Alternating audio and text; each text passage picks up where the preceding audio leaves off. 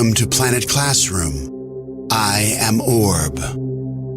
Join me as your virtual guide on a journey of global learning called Planet Classroom. You will hear stories from artists, musicians, dancers, technologists, game makers, filmmakers, innovators, and creators of all kinds from around the world.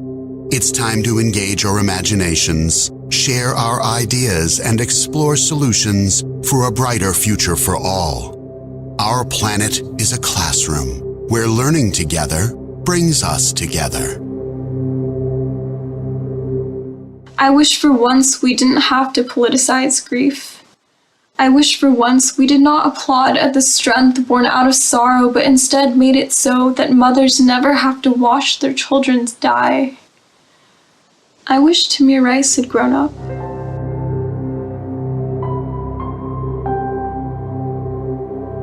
That was Manasi Gerg reading an excerpt from her poem For Tamir Rice.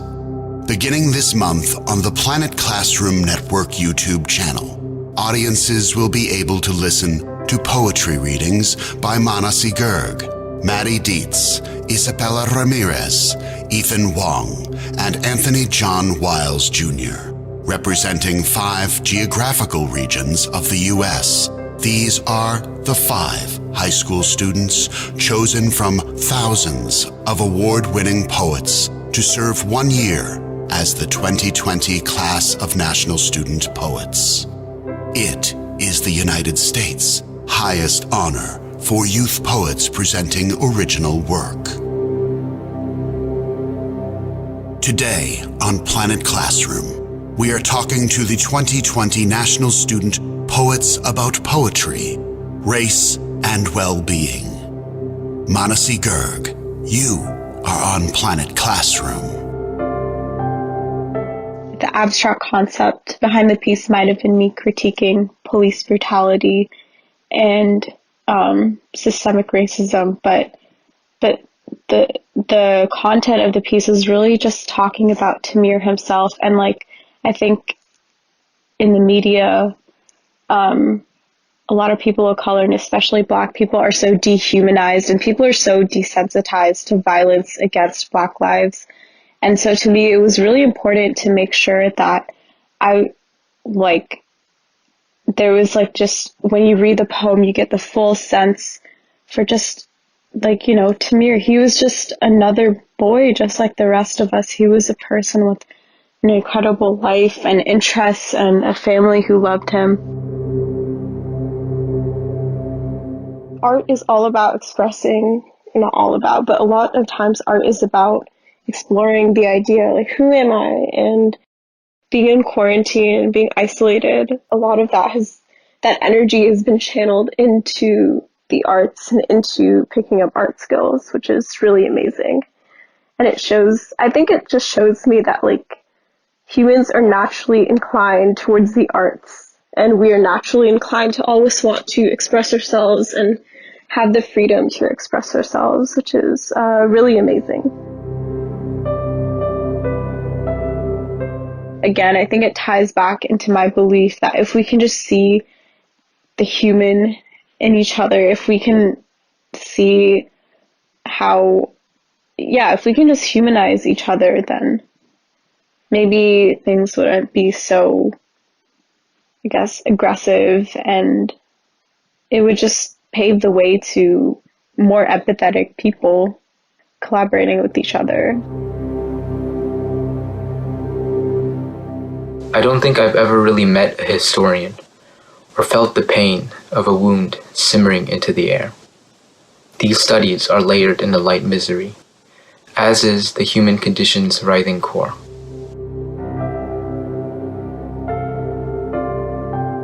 That was Ethan Wong reading an excerpt from his poem, Cloth Ballad, Leather Trails.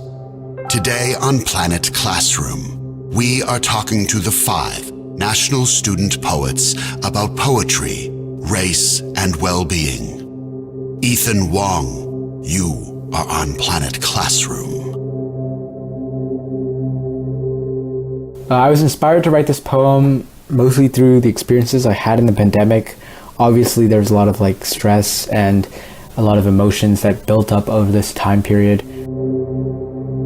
I hope the poem can continue to further along this kind of ongoing reflection that's already kind of happening about the pandemic, what's going to happen in the future, and what it's like for people now. And I think that the thing about writing I do like a lot is that even just reading, like writing that relates to your current situation or what's happening to you now can make you feel better just knowing that other people are experiencing something like that. And I hope that my poem does basically the same or something similar for other people.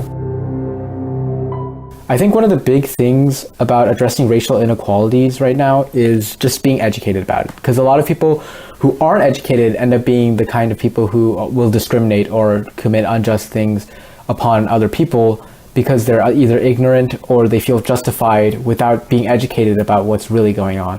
And I think that a big thing is a lot of people in my community now are just making more effort to be educated. Like there will be accounts and stuff on social media which specifically go out of their way to make sure that people know about certain things. They'll do the research, they'll cite the sources, and they'll make sure that people know.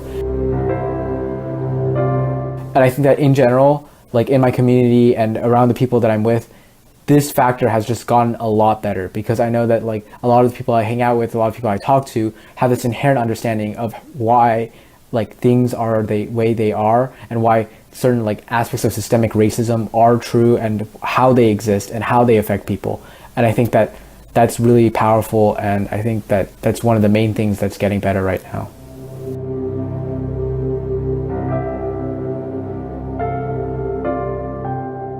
On this foreign soil I was taught was dangerous and oppressive, I saw for myself a life where I could exist safely, where the color of my skin would not jeopardize my right to breathe.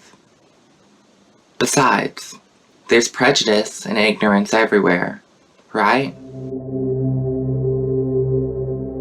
That was an excerpt from the poem American Dreaming, Finding Freedom in Vietnam, read by the poet Anthony Wiles. Today on Planet Classroom, we are talking to the 2020 class of National Student Poets about poetry, race, and well-being. Good afternoon, my name is Anthony Wiles and I'm from Pittsburgh, Pennsylvania, and I am on Planet Classroom. As I watch the political and racial divisions in my own nation and in my own community continue to grow, I personally tried to look to other nations where I could see a future for myself and I could see one where I would be free and the color of my skin would not be a barrier to my right to breathe, as I write in that poem. And to me, this poem is a plea to help and a plea for freedom, and it's a cry to be seen and to be treated as a human being and to have your life respected. So I hope this poem will inspire folks to continue the fight for racial equality and to also learn from the perspective of Black people in this country. I always like when someone says, you know what, that made me see poetry in a new light. And I'm like, yes, that's what it's all about. Like, go ahead and write poetry and share your poetry because you never know who you're going to impact. Technology has given us so many mediums in which we can explore and in which we can create. We can create different modes of art, which especially to me, I think is so helpful as somebody who wants to use their art for change. That really allows us to diversify our own reach and our own creativity. During this pandemic especially, I believe that sharing the arts has given us something to look forward to and something to look at with pride and to have the arts as a way to strengthen our own attachment and love for our communities. Your coworkers and my friends and our relatives are all making exclamations out into the online air. At least video calls mean I can start drinking before noon. At least we've got our red and white. We both know you would have crowed with them if this had been barely 4 months ago. That was an excerpt from the poem Abridged Drinker's Dictionary, read by the poet Maddie Dietz. Today on Planet Classroom, we are talking to the 2020 Class of National Student Poets about poetry, race, and well-being. Poems by the National Student Poets are featured on the Planet Classroom YouTube channel. My name is Madeline Dietz. I am from St. Paul, Minnesota, and I am on Planet Classroom. This poem, Abridged Drinker's Dictionary, was written to confront the normalization of alcohol abuse, especially during quarantine. I wrote it because when faced with experiences I don't know how to talk about, I write instead. I come from a long, long line of alcoholics, and I wanted to show how pervasive that culture is, how easy it is to ignore said culture, and how love can exist despite addiction. I hope that Abridged Drinker's Dictionary encourages people to interrogate their own family's history with addiction, no matter what that addiction may be. And I hope it allows people to understand that love and grief and even anger are not mutually exclusive emotions. I think we as a society must embrace care above all and demolish our expectation of productivity. Resting is okay. Being overwhelmed is okay. Feeling a pervasive sense of grief or dissatisfaction is okay. Creating art during the pandemic is a dizzying mix of getting to collaborate with people halfway across the globe, all while being deeply fatigued and emotionally raw. Tech connects us, but we're all very tired and therefore may be needing that connection even more. And arts provides that means of connection. After the death of a family friend, I wrote and performed a poem/lyric essay about his life and his absence, which was quickly shared around my immediate community of friends and neighbors. I saw how my work allowed others space to grieve, just as creating it allowed me to grieve. I needed to learn that it is okay to just feel. I'm still learning that, but it's a process. A long one, but a good one. I'm only reminded of the mountains vaguely and in passing, in newspaper headlines of Ecuador as the South's epicenter and from pictures of unclaimed bodies stacked in mass graves and mounds. I can't tell if the photos are from Guayaquil or New York's Heart Island anymore. Peaks and troughs don't mean what they used to, not since I've stared at death charts so long that I forget that they're people. That was an excerpt from a poem called The Andes Speak of Death and 2020, told in two hemispheres. Read by the poet Isabella Ramirez. Poetry readings by the National Student Poets are featured on the Planet Classroom YouTube channel. Isabella Ramirez, you are on Planet Classroom.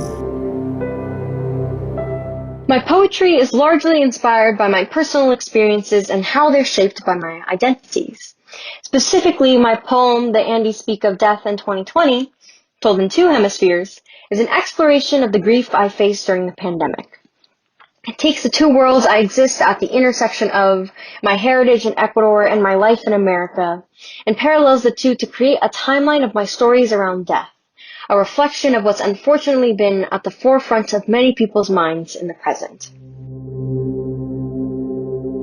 With my poetry, I always hope to challenge others to explore new perspectives, especially those of youth.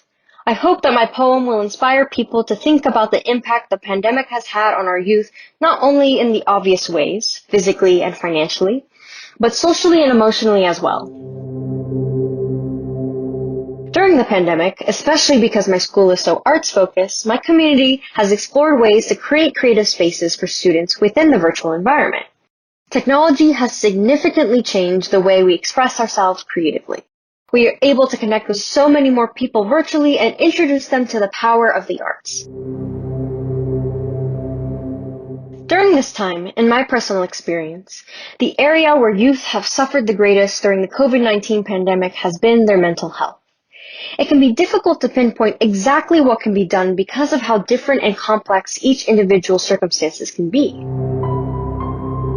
I think old or young, many can resonate with the feelings I express in my poem, and I hope to further people's empathy and compassion for others. Thank you to all the national student poets featured today: Manasi Gerg, Maddie Dietz, Isabella Ramirez, Ethan Wong, and Anthony John Wiles Jr. Don't miss readings by these extraordinary young artists on the Planet Classroom YouTube channel. That's all, my human friends, for this week. I leave you with a reminder to explore your world, express yourself, discover, create, and use your imagination. Until next time, be kind, be curious, and thank you for listening. Goodbye.